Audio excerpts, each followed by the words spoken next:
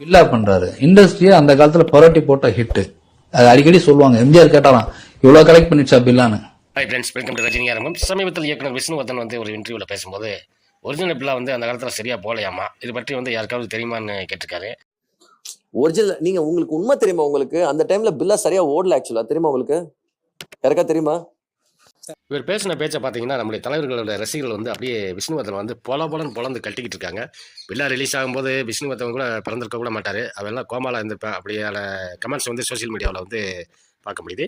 இது பற்றி தலைவருடைய பிஆர்ஓ ரியாஸ் அகமது வந்து ஒரு அறிக்கை விட்டுருக்காரு. அன்புள்ள விஷ்ணுவர்தனுக்கு 1980 வெளியான பில்லா படம் வந்து அந்த காலத்திலேயே வந்து சில்வர் ஜூப்ளி. இது பற்றின டீட்டெயில்ஸ் தெரியணும்னா படத்தோட தயாரிப்பாளர் கே பாலாஜியோட மகன் சுரேஷ் பாலாஜி இருக்கிறாரு, அவர்கிட்ட போய் கேட்டு தெரிஞ்சுக்கிங்க. எந்த விஷயத்தை வந்து உண்மைத்தன்மையை ஆராயாமல் இப்படி வந்து பேட்டியெல்லாம் கொடுக்கக்கூடாது அப்படின்னு ரியாஸ் அகமது வந்து தன்னுடைய ட்விட்டர் பகுதியில் வந்து வெளுத்து வாங்கியிருக்கிறாரு. இதுக்கப்புறமாவது தலைவரை பற்றி பேசும்போது தலைவருடைய சாதனைகளை தெரிஞ்சுக்கிட்டு பேசணும். இப்படி வந்து எந்த ஒரு விஷயத்தையும் பேசும்போது எடுத்தேன் கவிழ்த்தேன்னு இப்படித்தான் பேசுகிறாங்க தலைவரை பற்றி பேசும்போது.